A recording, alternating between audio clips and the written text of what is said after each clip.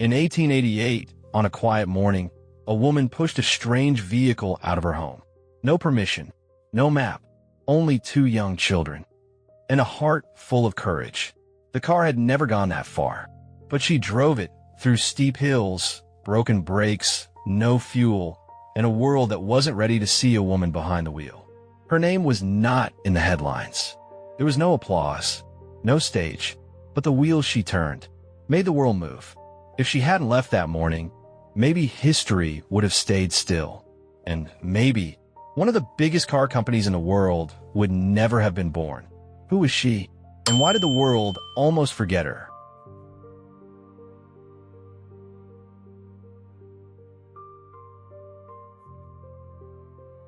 Morning light gently touched the quiet town of Pforzheim. Soft golden sunlight slipped through the lace curtains, dancing across the wooden floor of the Ringer family home. In a quiet corner by the window, a young girl sat with a notebook in her hands. Her head rested on one hand, and her eyes looked far beyond a garden outside. Her name was Bertha, Cassidy Bertha Ringer. She was the daughter of a wealthy and respected family. People expected her to become a polite wife and a perfect mother someday. But Bertha had other dreams. While other girls learned how to sew, Bertha loved books about machines and science. In secret, she studied her father's technical books filled with drawings of gears, engines, and experiments. She didn't understand everything yet, but she knew one thing. She was fascinated by how things worked. At night, after the house was quiet and the lights were off, Bertha stayed awake. She lit a small oil lamp and copied strange formulas and diagrams into her notebook. Her hands were small, but her dreams were big. One day in 1871, she attended a small engineering forum in the nearby city of Karlsruhe. A young man stood in front of the room, explaining an idea that many believed was ridiculous. He said, "One day, we won't need horses anymore. We will drive machines, cars that move by themselves." The room laughed. People shook their heads. A machine that moves without a horse? Impossible. But Bertha didn't laugh. She leaned forward, eyes wide. To her, this man wasn't crazy.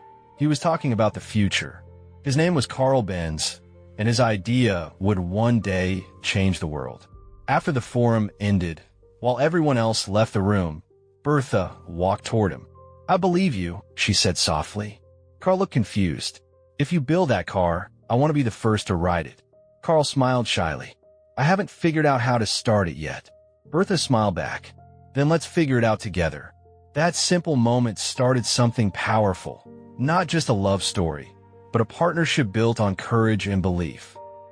Not long after, Bertha married Carl, even though her family didn't approve. "He's too poor. His ideas are too strange," her father said. But Bertha knew she wasn't just marrying a man. She was marrying a vision. She used her dowry, the money given to a woman at marriage, not to buy jewelry or furniture, but to support Carl's work. She gave him the money to build a small workshop filled with smoke, metal tools, and a dream. There, Carl began building the first real car the world would ever know. It was called the Benz patent motorwagen. Motorwagen means motor vehicle in German. It was small, with 3 wheels and a single-cylinder gasoline engine. It could go around 16 kilometers per hour, very fast for that time. Bertha didn't just watch. She worked beside him. She helped keep notes, clean parts, and even held tools while Carl worked late into the night. She never asked for credit. All she wanted was to help his dream live. But the world wasn't ready. In 1885, Carl finally finished building the motorwagon. But no one wanted it. People were afraid of the loud noise. They thought it was dangerous, even evil. At that time, everything moved with horses. The sound of a machine on wheels was terrifying. It felt wrong. Investors rejected Carl's idea. Newspapers laughed at him. And slowly, doubt began to grow in his heart. One night, Carl sat quietly in the corner of his workshop. The motor wagon stood beside him, covered in dust. He looked at it and whispered, "Maybe this is just a joke. A dream that doesn't belong in the real world." Bertha didn't answer right away. She stood beside him, calm but firm. Her eyes said what her voice didn't. If you give up now, who will fight for your dream? That night, while Carl slept at his desk, Bertha sat alone in the quiet room. On the wall hung an old mirror. She looked at her reflection, not just a wife, not just a mother, but a woman who carried something powerful inside her. In the background, the motor wagon stood still, gathering dust. It looked dead to everyone, but not to Bertha. She opened a drawer and pulled out an old letter, one written by her mother years ago. A woman must know her place in this world. Bertha stared at the words, then slowly crumpled the paper in her hand. She walked to her children's room. Her oldest son, Eugen, had just woken up. "Is Papa sad?" he asked. Bertha smiled softly and stroked his hair. "Sometimes," she said, "grown-ups forget how precious their dreams are." Later that night, the house was quiet again. Carl was still asleep, resting beside his blueprints and broken hopes. The oil lamp flickered low. Shadows stretched across the walls. Bertha stepped into the workshop and stood before the motor wagon. She placed her hand gently on the steering lever. Her eyes were filled with calm fire. "If the world won't come to see this dream," she whispered, "then I will bring it to them myself." And with that quiet promise, history began to move. The town of Mannheim was still asleep. It was too early for the sun, too quiet for footsteps. But inside the Benz family's kitchen, a small oil lamp was already burning, and Bertha stood alone in the glow.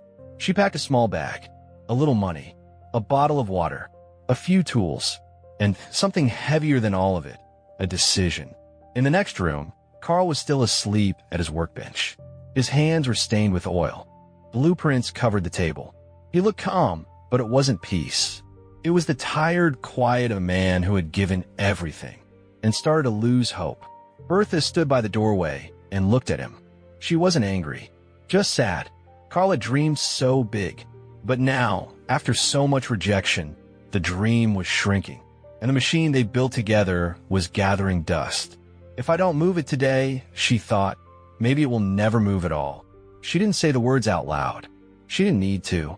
She walked over, kissed Carl's forehead, and left. In the next room, their sons, Eugen and Richard, were waking up. "Where are we going, Mama?" "We're going to show the world what your father built." She didn't explain more. They saw the look in her eyes, and they followed. Bringing her children wasn't careless. It was smart. At that time, a woman traveling alone would be judged. But a mother with her children? That looked normal, safe, respectable. And yet, nothing about this day would be ordinary. In the backyard, the motor wagon stood still. Its wheels were dusty, the engine cold. It had never traveled far. Bertha and the boys started to push it out of the yard. No engine yet, just the sound of wooden wheels rolling over stones. The sky was dark. The town was still sleeping. Let the world sleep, she thought. We'll wake it soon enough. A few blocks away, they stopped in a quiet street. Bertha opened a small panel near the engine. Her hands moved quickly, calmly. She knew what she was doing. For years, she had watched Carl build this machine. She had taken notes, cleaned parts, even tried holding the controls when Carl wasn't looking. She knew how to check the fuel, adjust the air, and start the engine. This machine wasn't new to her. It was part of their home, and today, it would carry her belief into the world. She placed her hand on the steering lever, not just to hold it, but as if greeting a trusted friend. This wasn't just metal and gears. It was love, memory, and hope ready to be tested. She pulled the starter lever. The engine coughed. Once, twice. Then it roared to life. The boys gasped.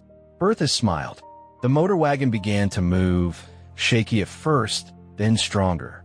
And in that moment, for the first time in history, a woman drove a car, and the world began to change. They drove past empty fields covered in morning dew. Chickens scattered. Farmers stared. No one had ever seen anything like this. A woman, 2 children, and a strange machine moving forward without horses. Some whispered. Some laughed. Some stepped away in fear. Bertha kept her eyes forward. Let them laugh, she thought. They'll remember what they saw today. About 40 kilometers from Mannheim, the engine started to slow. It made strange sounds. The power dropped. Bertha knew right away. They were out of fuel. The motor wagon didn't use gasoline like today. It ran on ligroin, a kind of cleaning fluid, and the only place to get it was a pharmacy. They reached a small town called Weisslach. Bertha parked the car outside a pharmacy and walked in with her sons. "Do you have ligroin?" "Ligroin? For laundry?" "No," she smiled. "For my car." The pharmacist looked confused, but gave her 2 glass bottles. And in that moment, without knowing it, he became the first gas station attendant in the world. Bertha poured the fuel into the tank. She wiped her hands, checked the engine, pulled the lever again. The engine came back to life. The boys clapped softly. The car moved again. But this time, Bertha didn't smile. The sky ahead was darker now. Thick clouds rolled over the hills, and the engine, though running, began to shake again. Bertha gripped the wheel. Behind her, the boys laughed. They didn't know. They didn't have to. But she knew. If the road wants to test me, then let it bring everything it has. She pushed the lever forward. The wheels turned once more, and the first car in history rolled ahead, into roads even its inventor had never dared to face. The sky turned darker as the motor wagon rolled out of Weisslach. The engine was full of ligroin. The boys sat quietly in the back. The road ahead was empty, and unknown. A cold wind blew. A thin mist drifted down the hills. Small raindrops landed on the windshield. Bertha sat tall behind the wheel. Her eyes were sharp, her hands firm. "We're halfway there," she thought. "There's no turning back now." Suddenly, the road became steep, a hard uphill climb through the forest. The motor wagon slowed down. The engine groaned. The wheels began to slip on the wet dirt. Bertha gave it more fuel. She adjusted the throttle. Nothing helped. The car stopped. She climbed out, tried to push. It was too heavy, over 250 kilograms. Her sons helped, but their strength wasn't enough. Then a man from a nearby field saw them. He came to help. Then another. Together, with wet hands and silent eyes, they pushed the motor wagon up the hill. "What is this thing?" someone asked. "The future," Bertha said softly. After the hill came a sharp downhill road. Bertha tried to slow down, but the brakes didn't work. The leather brake strap had loosened from the cold and rain. She pulled the lever again. Still nothing. The motor wagon rolled faster. The boys held on tight. Bertha quickly turned the wheels toward a patch of grass. The car stopped. She opened the small tool panel behind the seat. The brake connection was loose. No tools. No spare parts. She reached up to her hair, took out a small metal hairpin.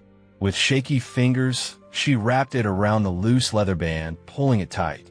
It wasn't perfect, but it held. "I don't need the perfect tool," she whispered. "I just need to know what to do." A few kilometers later, the engine stopped again. No sound. No movement. Bertha checked the tank. Still full, but nothing was flowing. She opened the thin pipe between the tank and the engine. It was blocked. She reached in her dress and pulled out a small pin from her brooch. Carefully, she cleaned the pipe, poking through dust and small debris. After a few minutes, fuel began to drip again. She reconnected the pipe, pulled the lever. The engine roared back to life. When she almost gave up, rain fell harder now. The road was muddy, cold. The boys were hungry. Tired. Richard got sick by the side of the road. Eugen hugged his knees and didn't speak. Bertha stopped the car near a large tree. She sat down on the wet ground. Her dress was soaked. Her hands were scratched. Her hair had come undone.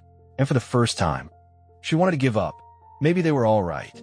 Maybe this is too dangerous, too crazy, too soon for the world. I'm not an inventor. I'm just a wife with 2 children, chasing a dream that no one asked for. Tears filled her eyes. Then she heard a small voice. "Mama, are we lost?" She looked up. Her sons were sitting close together, not crying, just looking at her with quiet trust. She stood up slowly. "If I stop now, maybe no woman will ever dare to start again." She wiped her face, took a breath. "We're not lost," she said gently. "We're just making a new road." It was already dark when the city of Pforzheim finally appeared. Warm lights glowed in the houses. The road was quiet, wet, empty. No one waited. No crowd. No cheers. Bertha parked the motor wagon in front of her mother's house. She lifted the sleeping Eugen from the back seat, held Richard's hand. She stood next to the car, touched the steering lever with quiet pride. She had traveled 106 kilometers. It took her more than 12 hours, with a top speed of just 16 kilometers per hour. Today, the same road takes only 90 minutes in a modern car. But no modern car has ever carried a dream as big as hers. She didn't just fight the road. She fought limits. She fought history. And she won, with dirt on her hands and silence on her lips. No one cheered when she arrived, but the road she crossed will echo forever. That morning, Carl woke up later than usual. The sky outside was turning pale blue, and soft light slipped through the half-closed curtain in the workshop. He yawned, sat up slowly, and looked around. Silence. He stood and walked into the kitchen. There was no clatter of pots, no smell of coffee, no sound of little feet running across the floor. The dining table was tidy. Still, in the living room, Bertha's coat was gone. The children's shoes were missing. He stepped out to the side of the house. The motor wagon was gone. Carl stood still. He touched the cold door frame. He didn't call out. He didn't ask. He knew. Bertha had been watching. Quietly. She had been there every time Carl worked on the machine. She listened when he talked about fuel or the chain. She didn't speak much, but her eyes had always carried something, a belief she never shouted but never lost. The motor wagon couldn't have been stolen. Very few people knew how to start it. Even Carl often hesitated, but Bertha didn't. She did it. She actually did it. He looked out at the empty road. He didn't know where she had gone, but he knew why. She didn't want to wait for the world to believe. So she decided to prove it herself. A few days later, Carl was working when someone walked into the workshop carrying a folded newspaper. "Mr. Benz, you need to see this." On the front page, "Woman drives horseless carriage 106 kilometers." Carl opened the paper. There was a photo of the motor wagon. Numbers, maps, public reactions, and one name, Carl Benz. He stared at the page. He didn't smile. He didn't deny it. He just felt empty. Soon after, everything changed. People came. Investors, journalists, patent agents. The workshop was full of questions and excitement. What's the top speed? Can it be mass-produced? When did you invent the power system? But no one asked, who was the first to prove it could really go far? Carl answered kindly, but inside, he kept hearing a name no one spoke, hers. Outside the workshop, two men walked by, reading the paper. Imagine that. A car without horses. Carl Benz is a genius. The other pointed at the picture. But that's not him in the driver's seat. Probably just a model. Makes it look more impressive. They laughed and walked away. Carl heard them, but said nothing. Meanwhile, Bertha had returned home. She went back to her routine, pouring tea, folding clothes, caring for the boys. She didn't ask for attention. She didn't speak about the journey. She didn't mention the pain in her hands or the roads she had beaten. But every morning when she picked up the newspaper, every time she read another article, every time she saw Carl's name without hers, she stayed quiet. "I don't need applause," she whispered to herself. "But don't erase me like I was never there." At dinner, everything was quiet. Carl spoke about investors who wanted to order 2 more motor wagons. Bertha simply nodded, calmly stirring her soup. "Good," she said. "Let's hope they believe now." Carl looked at her. He didn't say anything, but something in his eyes had changed. That night, Carl sat alone in the workshop. The soft glow of an oil lamp lit the outline of the machine. He placed his hand on the steering handle, brushed his fingers over the wood. On the wall was an old piece of paper, a note in Bertha's handwriting. He had seen it before, but never really looked. "If you don't drive it, I will." Carl smiled. Just a little, a bitter smile, but full of truth. Bertha entered the room quietly. She stood by the door. No tea, no notebook, just her presence. Carl didn't turn to her, but he knew. If you hadn't done it, I might have given up. She paused, then replied softly, "You're just getting started. Carl Benz will be remembered as the inventor of the automobile. But behind the very first wheel, there was a woman's hand, one that turned the machine forward before anyone believed it could move. And on every road that followed, her steps remained, not in ink or headlines, but in the quiet hum of a world that never stood still again. Years passed. Carl Benz became a famous name. His cars were built in factories. Cities changed. Roads grew longer. And for the first time in history, the world moved faster without horses. Behind it all, Bertha was still there. She didn't sit at the meeting table. She never signed a contract. But Carl knew, and everyone close to them knew, none of it would have happened without that one day. Without that journey. Eugen and Richard, who once sat in the back of the motor wagon, grew up to become men. They joined the family business, but they carried more than machines. They carried a story. "I watched her from behind," Eugen once said. Not just a strong back, but a clear direction. Bertha grew old quietly. She stayed in the same house. She kept old newspapers. She reread Carl's letters. She was never interviewed. She never gave public speeches. But her grandchildren started to ask, "Is it true? Grandma was the first woman to drive a car." She only smiled. Slowly, the world began to listen. Historians began to write. Museums started mentioning her name. And one day, the German government created a 106-kilometer route, the Bertha Benz Memorial Route. The same path she once drove alone, with 2 children, a hairpin, and more courage than fuel. That road is busy now. Cars rush by. People are late. But no one remembers that the first wheels once rolled here, with a woman behind them, and her children in the back, asking, "Are we there yet, Mama?" Her footprints are not on the road, but they live in every engine that runs today. If Bertha hadn't left that morning, maybe history would have stayed in the workshop. Maybe the world would have stayed still. Maybe the word car would never exist.